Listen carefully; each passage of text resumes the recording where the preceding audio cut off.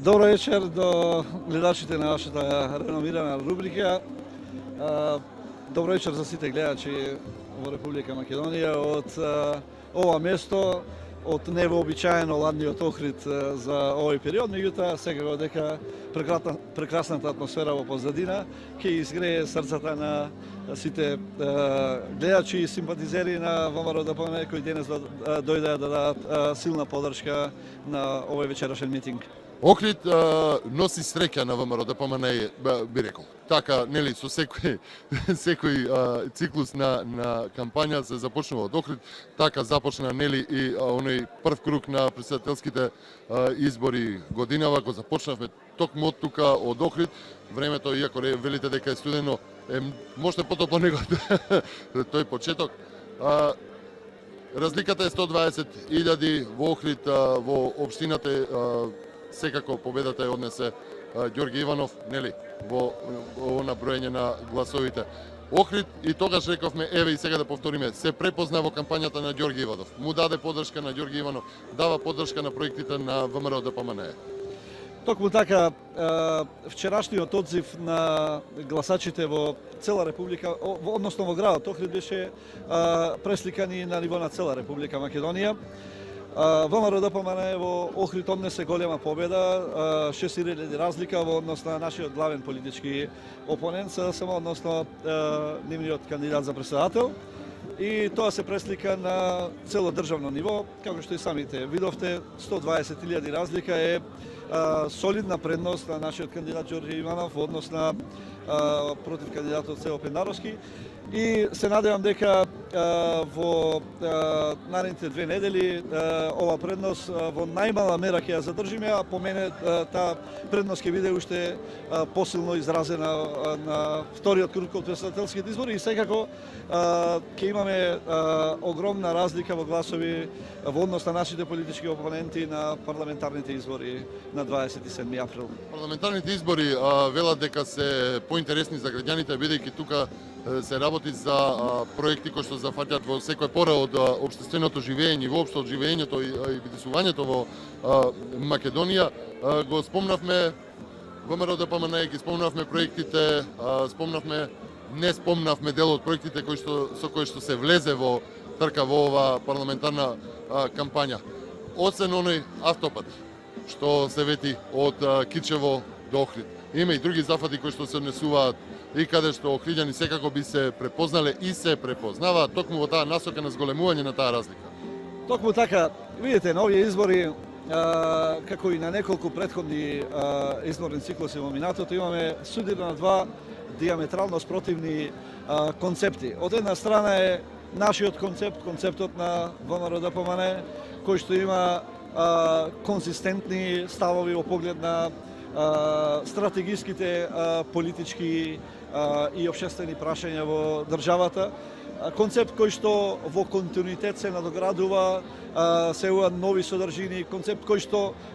произведува 2046 проекти, кои што се издржани проекти, точно дефинирани, со усвоена динамика на развој на проектите и со усвоени рокови на завршување на проектите. И од другата страна имате една тотално декомпонирана опозиција која што е безидејна, на моменти доста деструктивна, опозиција која што и покрај тоа што се труди да го добие гласот, да ги придобие симпатиите на народот, имаме постојано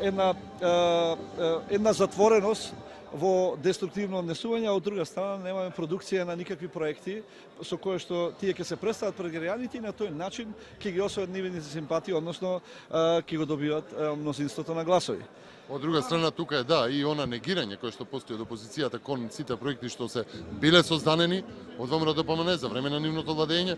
за време на вашиот мандат градоначалнички, иако во претходно беше токму во рацете на опозицијата градот Охрид, но да речеме еве сега за време на кампањата се обздани една инвестиција за Охридско-Струшкиот регион каде што ќе има над 1000 вработувања, еве да ги заокружиме, во кои што секако ќе бидат и дел од оние кои што се наоѓаат во вашата општина, а кои што главниот проблем е невработеноста на ниво на целата држава. Токму така, со заеднички напори на владата на Република Македонија и локалната самоуправа, со една постојана и интензивна комуникација која што ние ја остваруваме со владата на Република Македонија, со премиерот, со економските промотори, со министрите од економските ресори, успеавме во изминатите неколку месеци да оствариме контакти со голем број на потенцијални инвеститори од странство. И еве, како плод на таа интензивна соработка, како плод на тоа напорно и посветено работење на планот на привлекување на странски инвестиции, успеавме да обзданиме во текот на минатата недела една голема вест не само за Охриѓани, туку и за граѓаните од поширокиот регион во кој спаѓа секако и Струга, со која што една реномирана германска компанија, значи дефинитивно ќе инвестира во Охрид, во близина на комплексот Свети Еразмо, во почеток во еден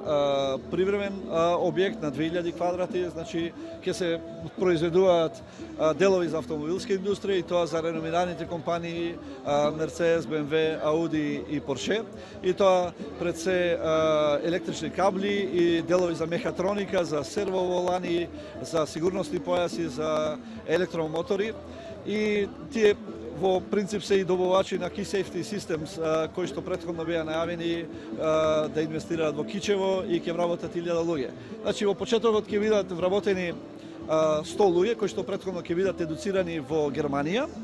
и ќе почнат со редовна работа некаде од септември, од октомври оваа година. И потоа, како ќе се отвори технолошко-индустријско развојната зона на потегот меѓу Охрид и Струга, оваа германска компанија ќе инвестира во објект од 10.000 квадратни метри и ќе бидат запослени 1000 луѓе во текот на наредните 4 години. Меѓутоа, тоа не е се. Тоа не е се. Значи, неодамна исто така, пред 2 до 3 недели, премиерот на еден од митинзите во текот нова кампања, ми се чини на митингот во Струга, обзнани дека уште еден германски производител на автоделови, еден германски гигант, ќе инвестира во погон во Охрид, во Охридско, во кој што ќе бидат запослени дополнителни 750 вработени, така да со овие две инвестиции ќе имаме можност да запослиме околу 1750 луѓе во текот на 4 години директни запослувања за Охрид и Охридско. Секако дека тука и оние веројатно ќе има можност да вработат и дел од луѓе кои што живеат можеби во Струга или пак работат во Струга или живеат во Охрид. Значи секако тоа е нешто што граѓаните со задоволство го примија. Имаше голем одзив кај граѓаните и она што мене посебно ме прави среќен, затоа што јас неколку пати тоа го кажав кај граѓаните, сето она што јас минатата година го вети во мојата изборна програма ќе биде остварено и реализирано. Ќе оствариме и некои проекти кои што не беа ветени, вклучително и некои од проектите кои што овој пат легува во оние 2046 проекти од владата на Република Македонија, како што е зградата на Охридскиот театар, каде што ќе биде сместен театарот, современо кино, ќе биде сместена и градската библиотека и ќе биде еден од најрепрезентативните објекти на градот Охрид. Секако дека тука покрај оние програми кои што беа минатата година ветени на граѓаните, ќе влезе и градската мрежа или пристаниште кое што ќе биде финансирано со средства од владата на Република Македонија, односно Министерството за транспорт и врски, и претпоставувам дека се ќе оди во најдобар ред онака со проектот кој го започнавме за изградба, развој и стопанисување со скијачкиот центар на Галичица, во кој ќе се вклучи уште едно одморалиште на брегот на Охридското езеро. И се тоа револуционерни проекти кои што ќе направат на некој начин сигнификантни промени во правецот на развој на туризмот на Охрид,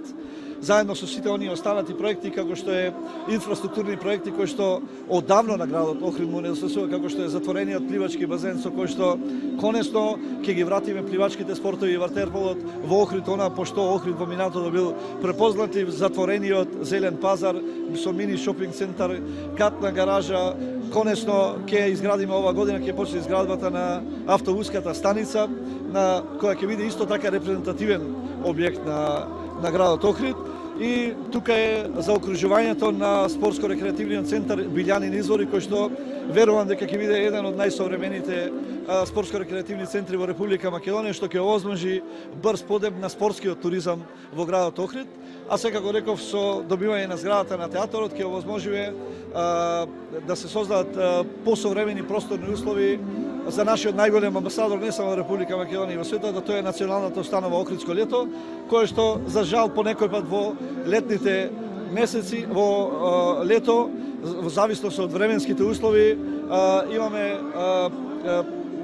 на моменти проблеми која заради временски непогоди не може да се одвива редовната програма во текот на Охридско лето. Спомнавте голем дел од проектите, меѓутоа капиталниот проект ме потсети оној дел кога рековте дека компанијата што ќе отвори во Кичево и компанијата што ќе отвори во овој дел се дел од истиот систем, секако дека инфраструктурата тука е и нели и туризмот и оној дел што го спомнавте околу Охридско лето и останатите символи на Охрид е автопатското поврзување, еден од капиталните проекти во новата програма. Точно така, значи градбата на автопатот Кичево Охрид е од револуционерно значење за развојот на не само на локалната економија во Охрид, туку и за развојот на туризмот, со кој на побезбеден, поефикасен и побрз начин ќе се овозможи на сите оние гости кои што сакаат да го посетат Охрид, да дојдат во Охрид и да им создадат подобри услови за пристигнување кон градот Охрид, а во исто време тоа ќе значи и основен предуслов за развој на економијата и за подигање на економскиот раст во Охрид. Не случајно таа инвестиција оди заедно со инвестициите кои што ги најави премиерот на владата на Република Македонија и кои што претходно ги споменав. Така да заедно со напорите на локалната самоуправа, ние во тек, тоа изоставив да го кажам, во тек е тендерот што општина Охрид, односно локалната самоуправа го објави за субвенционирање на авиолетови, со кои што ние се обидуваме да изнајдеме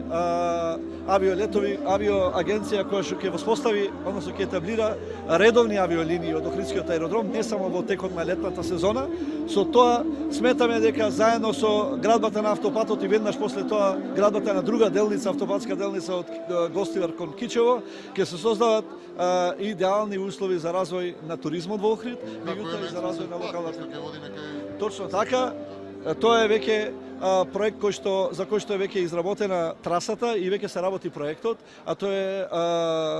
делницата, односно магистралниот пат од Косел кон Пештани, односно кон сите оние приградски населени места, туристички населени места, за кои што ова автопатска, односно ова делница ќе значи многу за нивниот развој. Гледам зад нас бројот е се поголем на оние што ќе присуствуваат на овој митинг. Го имам чувството кое што го имав на првиот митинг, на почнувањето на кампањата. Очигледно дека охриѓани навистина се препознаваат. Имаше ли славје вчера? Да, токму така. После пристигнување на првичните резултати кои јасно укажува на масовната подршка на граѓаните во Охрид за програмата на кандидатот на нашата партија, господинот Ѓорѓе Иванов, и секако јасна подршка на партијата ВМРО-ДПМН. Веќе почна славието во Охрид, кое се одвиваше до доцните вечерни и после полноќни часови. Имаше една многу пријатна и весела атмосфера и реков тоа е уште еднаш потврда на сето она што го работи владата на Република Македонија, председателот на Република Македонија и секако локалната самоуправа во Охрид во изминатата година. Јас ќе ве оставам да прославите вечерва заедно, нели, на овој нов митинг тука во Охрид заедно со вашите охриѓани. Ми беше драго што повторно нели сме во Охрид. Разговорот ќе го продолжиме за оние проблеми кои што ги наследи Охрид, меѓутоа ќе го продолжиме со доктор Гордана Коњановска, која што е претседател на Повелете. Беше задоволство да видам ваш гостин. Драго ми е, секако.